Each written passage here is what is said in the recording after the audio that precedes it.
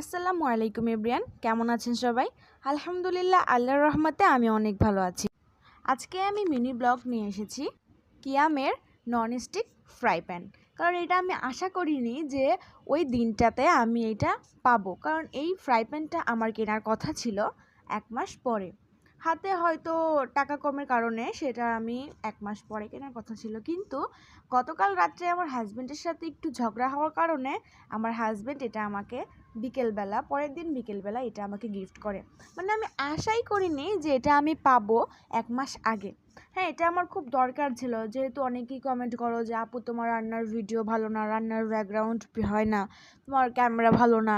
হ্যাঁ, আমার ক্যামেরাটা ভালো না, কিন্তু রান্নার ব্যাকগ্রাউন্ড যদি সুন্দর থাকে তাহলে ক্যামেরাটা কিছুই না আমার মতে।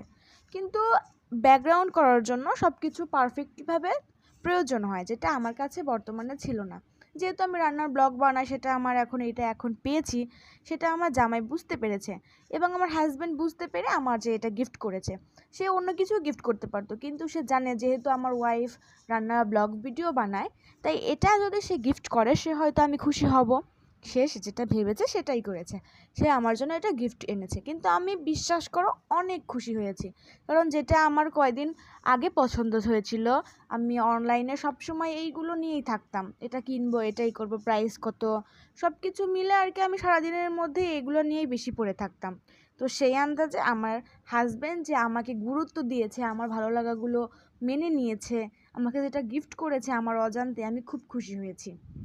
তো এখন ভাবছি যে মাঝে মাঝে এমন যদি রাগ করে যদি পরের দিন গিফট পাই, তাহলে রাগ করাটা মন্দ হয় না, তোমরা কি বলো? তো আচ্ছা, যাই হোক, আজকে এই পর্যন্তই। আমার মিনি ব্লগ দেখার জন্য সবাইকে অসংখ্য ধন্যবাদ।